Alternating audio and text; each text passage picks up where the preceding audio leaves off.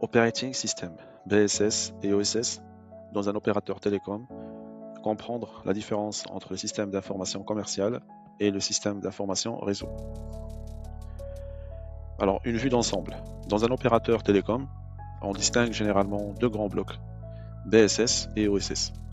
La partie BSS gère la partie métier et commerciale, c'est-à-dire relations clients, vente, facturation et recouvrement. La partie OSS gère la partie technique, c'est-à-dire orchestration des services, activation et gestion du réseau. Ces deux mondes travaillent ensemble pour qu'un client puisse souscrire, utiliser et être facturé correctement. Le rôle du BSS. Le BSS ou bien Business Support System regroupe les outils qui supportent l'activité commerciale.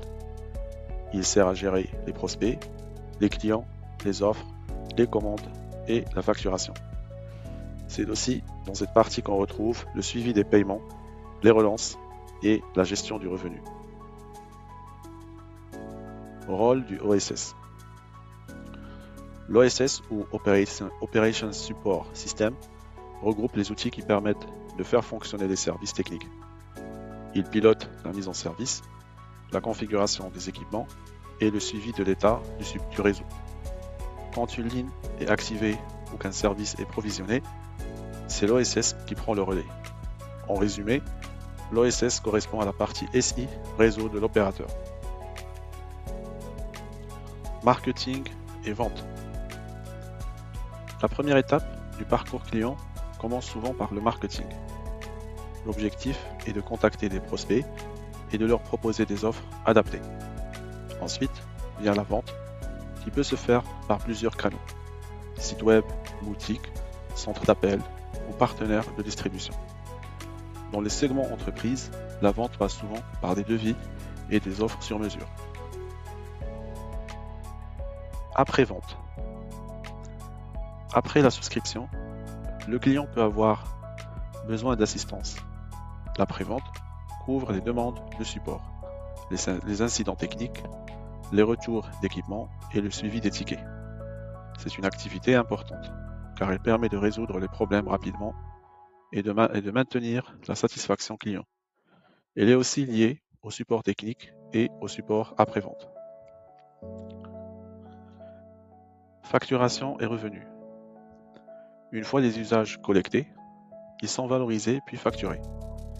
Le système de facturation calcule le montant à payer selon l'offre, la consommation et les éventuels hors forfait.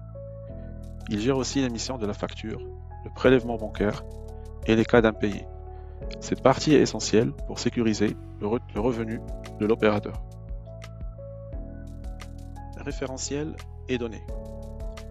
Un opérateur télécom s'appuie sur plusieurs référentiels centraux. On y stocke les informations clients, les données de contrat, les lignes, les services et les équipements associés. Ces données servent à la fois aux équipes commerciales et aux équipes techniques. Sans ces référentiels, il serait difficile de gérer correctement les commandes et la facture. Relation BSS-OSS.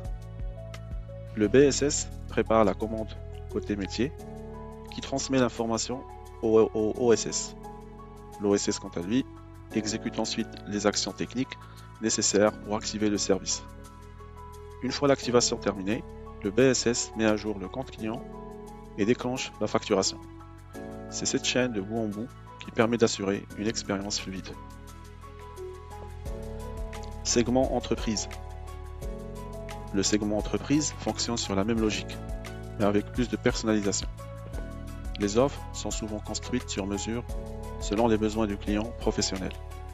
On retrouve en général un processus de devis, de commande, d'activation et de suivi de service. La différence principale avec le grand public, c'est le niveau de complexité et le besoin de flexibilité. Enfin, conclusion, le BSS et le OSS sont deux blocs complémentaires. Le premier gère le client, la vente et la facture. Le second gère le réseau, l'activation et le bon fonctionnement des services. Dans un opérateur télécom, la qualité du service dépend beaucoup de la bonne coordination entre ces deux systèmes.